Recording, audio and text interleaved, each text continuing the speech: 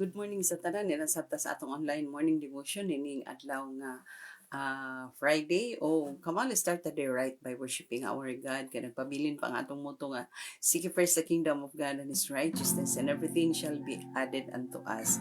Amen. Hello, Giselle S. Villanueva, Clarin, Cagayan City. Bulag ta sa lawas, but we are one in the Spirit. Amen. Jesus, my Savior, Redeemer,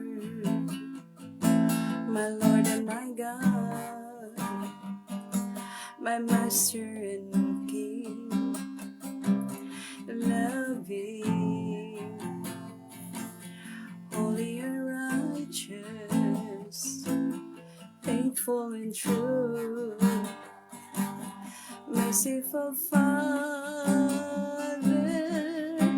He paid the price and died for me, cleanse me from unrighteousness, forgive my sins, and gave me hope to live a life eternally. Blessed be the name of our God. Blessed be the name of the Lord. Blessed be the name of our God. Blessed be the name of the Lord. Jesus, my Savior, Redeemer, my Lord and my God, my Master and King, loving,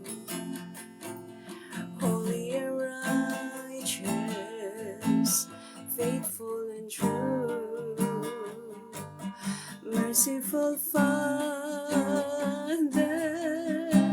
He paid the price and died for me, cleanse me from unrighteousness, forgive my sins, and gave me hope to live a life eternally. He paid the price and died for me, cleanse me from unrighteousness, forgive my sins, and gave me hope to live a life eternally.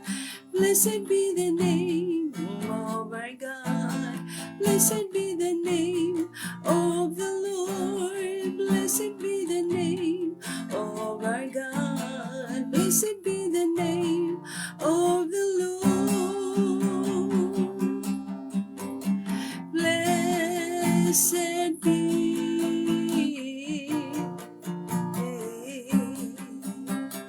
Blessed be.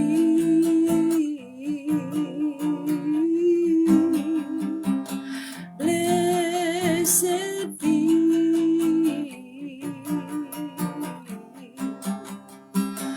Blessed be the Lord. Hallelujah, hallelujah. We give you praise. We give you glory, oh God. We give you honor. Hallelujah, hallelujah. For you are worthy, oh God, worthy to receive glory and honor and power and thanksgiving, oh God. Hallelujah. Thank you kay Lord sa imong pagpukaw ka na mo amahan ning sa kabuntagon, Lord, nga gipabuka pa nimo ang among mga mata ug imong enable kami nga mobangon, oh Lord. Thank you kay niana bisan pa sa imong pag-provide kanamo sa kalidad malinaw hinanong kakatulog tibok gabi, Lord. Thank you kay niana bisan pa sa imong paghatag nining laing matahom nga adlaw, Ginoo, nga Friday, oh God, nga nining adlaw opportunity na usab alang kanamo, Ginoo, nga makaalagad kanimo, opportunity alang kanamo nga makapamuhat sa mga tahas nga gisangon nimo sa matag usa namo kabaga, ug opportunity usab alang kanamo nga makapadayon sa pagkinabuhing Kristohano, Lord, aron mamahimo kami nga asin kahayag niini nga kalibutan, oh God. Thank you kaayo, Lord, bisa ngayon lamang, Ginoo, nga ang himaya kanunay hatag kanimo, Lord. The glory belongs to you, Lord. Dawata kini pinahangis ka man ang ngalan Ginoong Hesus. Amen. Praise God, hallelujah. So nanasab tas pagpakli na sab sa bala kasulatan no nga naapata sa naata sa Matthew. Matthew chapter kuan na ta, chapter 5. Matthew chapter 5 na ta. So diha sa Matthew chapter 5 tanaw na to. Ang Matthew chapter 5 no niya sa chapter 5 ang gitawag nga beatitudes. Ang word nga beatitudes is Latin word na siya. Gitawag ni other term ani dinhi sa atong Bible the sermon of the mount, the sermon of the mount. So mo ni siya ang nakita nato dinhi. Kung na-notice nato every from verse 2 3, no, verse 3 up to verse 11. Kung na-notice nato, every sentence started the word blessed. ang matag sentence nag-start ni og blessed nga word, no. So ang kuan manggod ang the beatitudes begins with the word blessed are, no. So ang blessed ang kahulugan sa blessed is a state of well-being. Biblical meaning sa blessed or blessed is a state of well-being in relationship to God. Muna siya, no. So makita nato nga sa verse 3, blessed are the poor in spirit, blessed. And the word poor in the spirit also, nagkahulugan ni og those who recognize that they need God's help, no. So blessed are the poor in spirit, dili siya literal nga poor o pobre, kundi blessed are those who are poor in the spirit, meaning those who recognize God's help, no, nga gi-recognize sila nga nanginahanglan, no, gi-recognize sila nga nanginahanglan kita, no, those who recognize that we needed God's help. Una siyang gitawag nga blessed are those who are poor in the spirit, no. So other words sa blessed manggod is happy are those, no, sa uban nga kuan, happy are those who are poor in the spirit. So happy are those who recognize, no, that we need God's help. Lisod pod, no, nga dili ta mo recognize nga nanginhanglan ta sa Ginoo sa ato pa, kaya nato ang tanan butang himuon even without God, no, dili gyud. So diha sa verse 4, no, ingon din na blessed are those who mourn, no, sa verse 4, blessed are those who mourn, for they shall be comforted. But pasabot ana, blessed are those who mourn, those who recognize also, those who recognize one's sin, no, that leads to mourning and longing for God's forgiveness and healing. No, so muna siya ang buti pasabot sa ikatulong nga gi-mention nato, dinigibasa nato, blessed are those who mourn, katubang naguol, no, naguol, who mourn, nagbangutan, no, sabi sa pa nagbangutan. So those who mourn, no, are those who recognize that they sin, no, that we sinned against God, because it leads us to mourning and longing for God's forgiveness and healing. Muna siya ang bot pasabos, blessed are those who mourn. So kinahanglan magbangutan ta, mag-uulta kanunay ta pakasala unya, nanginahanglan ta og kapasayloan ni Lord, unya nanginahanglan ta og healing, no, nanginahanglan ta og healing. So murag makita nato dinhi nga blessed are those who totally depend upon the Lord, no, for righteousness, for forgiveness, for healing. Kay dili nato kaya i-heal ang atong kaugalingon, dili nato kaya i-forgive, no, bisan unsa pa ang atong himuon, dili kaya nga mapasaylo. Only God can forgive us, only God can heal us, only God can lead us to righteousness, no. So muna siya ang ikatulo nga nakita nato diri sa Matthew chapter 5 nga gitawag nga sermon on the mount. Sermon on the Mount, no? So dinhi sa ikaupat, no? Kay nag-start man ta sa verse 2, no, verse 2. Oh, nag-start ta sa verse 2. Diri sa ikaupat, ingon diri, blessed are those who are meek, no? Blessed are those who are meek, for they shall inherit the earth, no? Blessed are those. So, pagpasabot ani maingson, the meek, no? The meek people are not asserting themselves over others in order to further their own agendas in their own strength.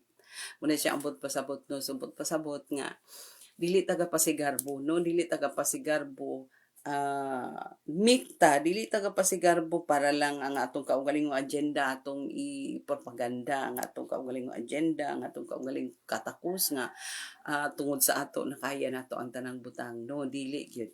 So blessed are those who are meek, no, but pasabot nga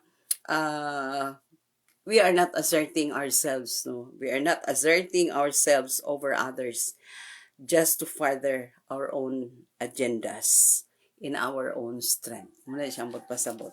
No, dayon sa 6, ingon din na, blessed are those who hunger and thirst for righteousness, for they shall be satisfied. No, so ambot pasabot sa those who hunger and thirst for righteousness, lahit pud tong blessed are those who are poor in the spirit, no, lahit pud to.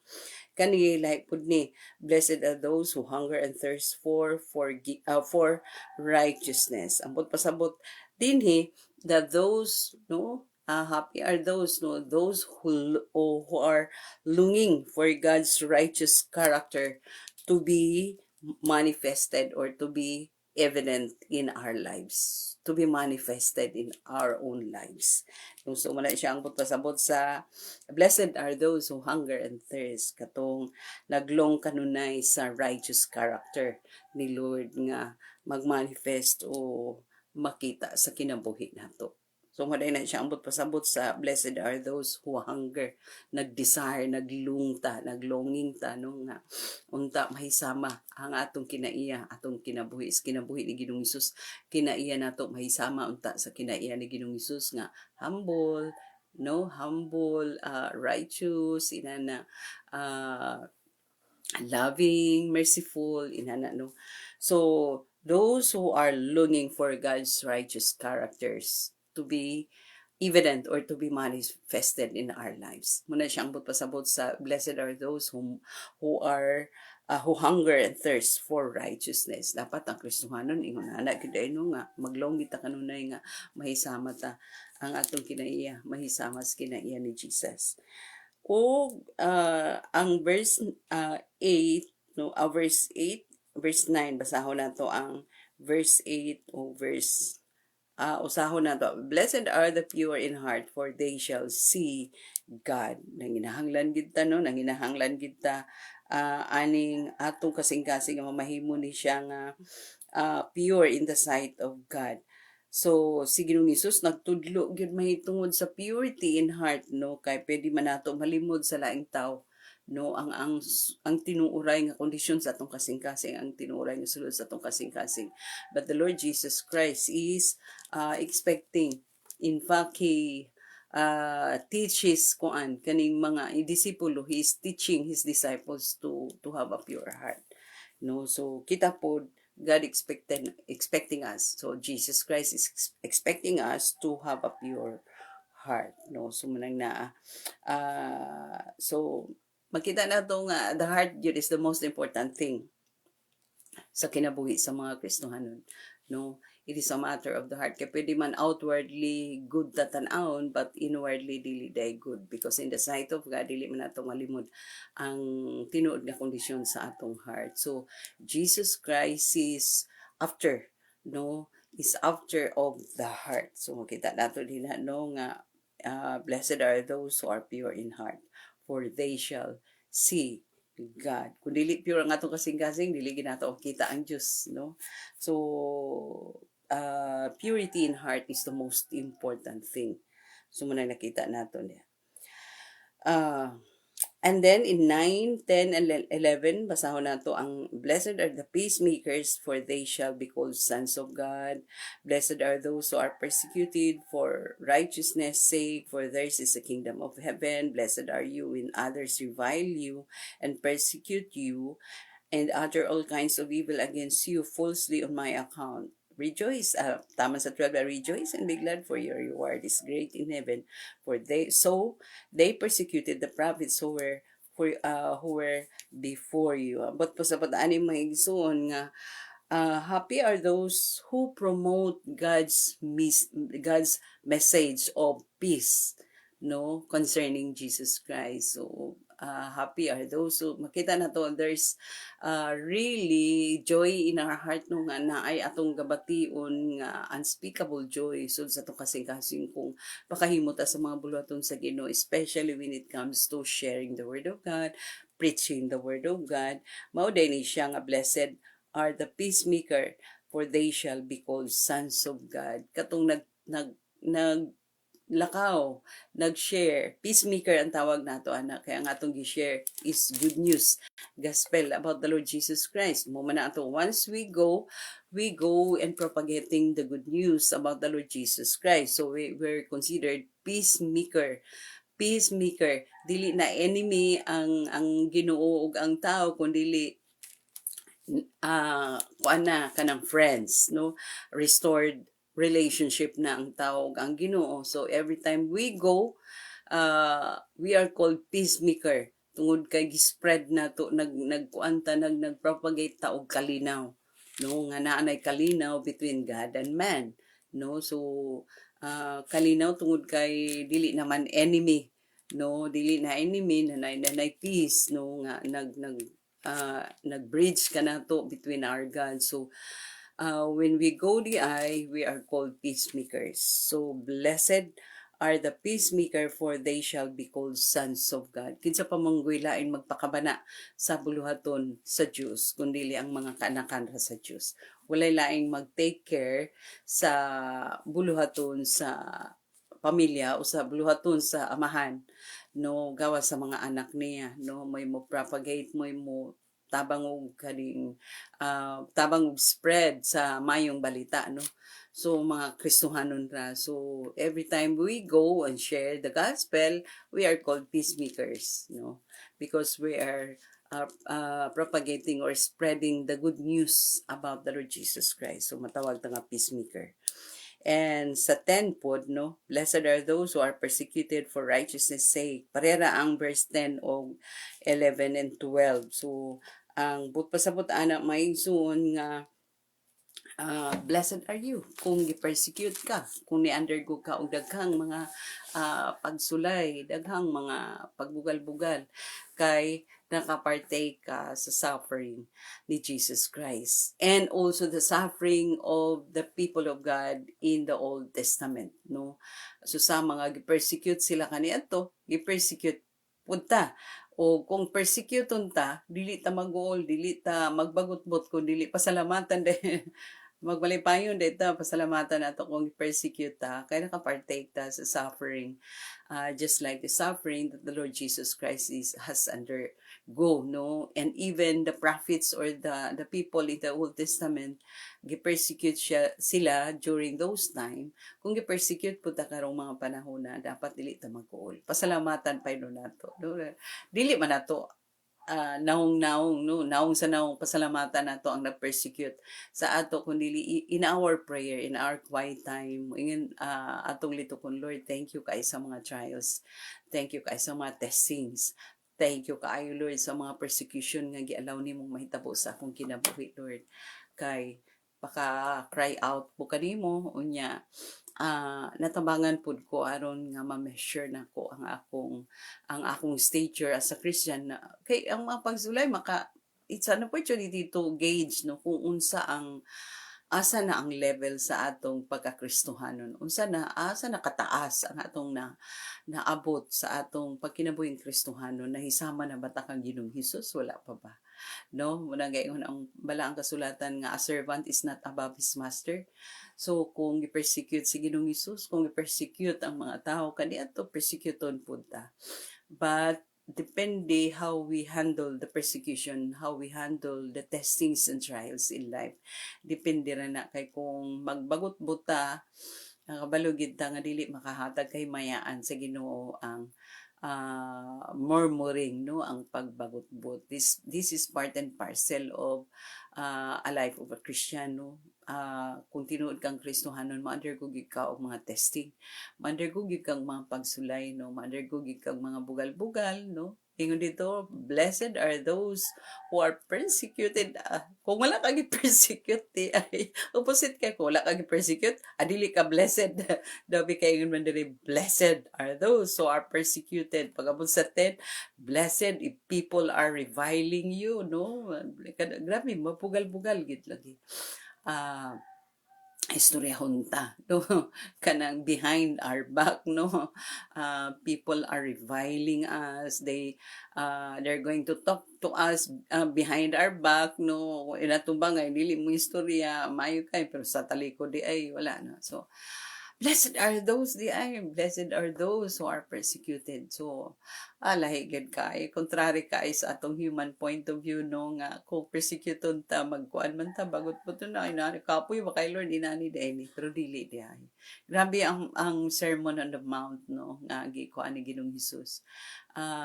Nakita sa kinabuhi ni Ginoong Hesus while he was still here on earth, no, nga in ana. So pag istorya niya ani gi-prepare na niya daan iyang mga disciples, no, iyang mga apostoles nga mao ni mahitabo sa inyo. In the same way mahitabo gid gihapon sa ato.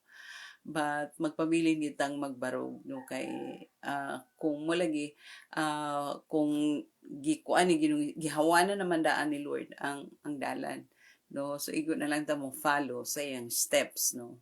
So mag-gauge nato ang atong Christian life as long as di mo kwanta kanunay aning Sermon on the Mount, no, nga Lord inani ba ang kinabuhi na ako nagtubo ba ko. So basing on the sermon on the Mount, makita nato mag-gauge nato ang atong Christian life kung nagtubo ba gitag wala ba, no. So this is it, wala gitay mahimo kay persecuton kita, no, but blessed are those, no, kay kung dili ta blessed. Happy, or in other words, happy, dili ta happy are those, no. Amen, hallelujah. Mubura kaya itong oras, dali ra kayo sa nga tanan ng oras, paspas kayo, especially karong adlaw daghang taguluhaton, no, especially niya sa hapon. So amen, praise God. Og magampo ta labing balaan gamahanan mahigugmaon langit mo na mong amahan. Nagapasalamat kami kayo sa mubo nga oras nga imong gigahin ka na mo alang, Lord, sa paghimaya kanimo, pagtuboy kanimo nining sa kabuntagon, Lord.